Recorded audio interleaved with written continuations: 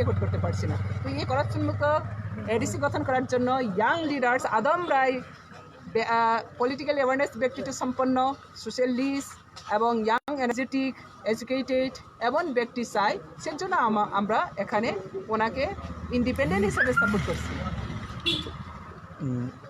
কোনো দল যদি আপনার সঙ্গে মিশতে চায় তাহলে কিভাবে? সবাইকে মিশেই তো বলছি, সবাইকে তো আমি অনুরোধ করছি, আমি সবাই সাথে মিশেই এই কাজটা ওনাকে আমি সমর্থন করছি। কি মেসেজ দেবেন এই এরিয়া এডিসি ইলেকশন শুধু এরিয়া, আমি সারা ত্রিপুরা জনতাকে আমি মেসেজ দিচ্ছি, আমরা গত 5 বছরে যা দেখেছি এডিসিতে উন্নয়ন নামে আমরা কিছু করতে পারিনি, এবং থানসা নামেও আমরা থানসা হইতে পারিনি। সব থানসা নামে সব পার্ট হয়ে গেছে। আমরা দেখছি আইএনপিটি, আইপিএফটি, টিএসপি, টিপ্রাহা সবাই থানসাই গেছে, কিন্তু সবাইকে আবার ফিরে আসতে হচ্ছে।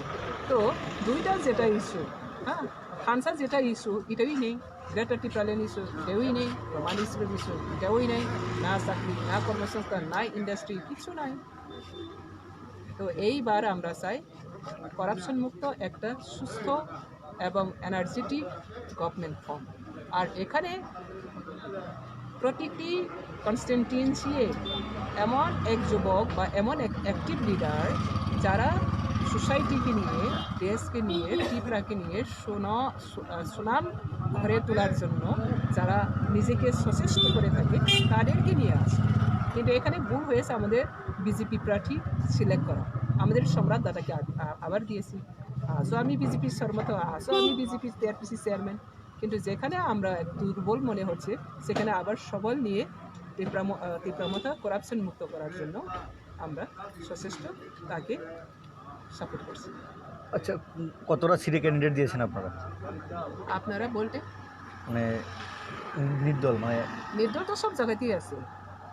এইবার আমার মূল লক্ষ্য হচ্ছে যেখানে যে প্রার্থী দাঁড়িয়েছে এখানে সব প্রার্থী নাম আছে, লিস্ট আছে। দেখো 28টা কেন্দ্রতে কত কীরকম আছে, সব জায়গাতেই ইন্ডিপেন্ডেন্ট আছে, সব পার্টি কন্টেস্ট করছে।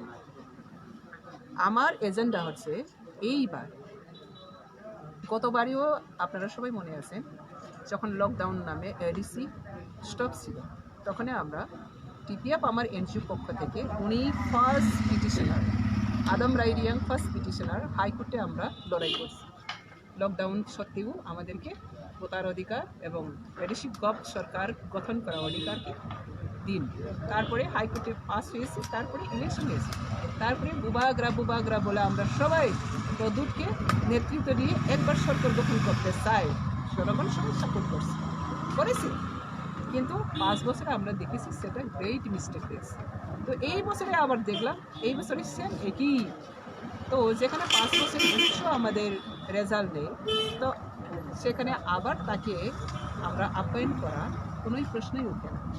এবং আমাদের যেখানে আমাদের বলতে পারি ক্যান্ডিডেট ভালো ব্যক্তি, কমিটেড ব্যক্তি, অনেস্ট ব্যক্তি এবং দেশ এবং জাতির জন্য যে ব্যক্তি নিজেকে স্যাক্রিফাইস করে আসছে এবং করবে, তাদেরকে আমি সাপোর্ট করব। Thank you.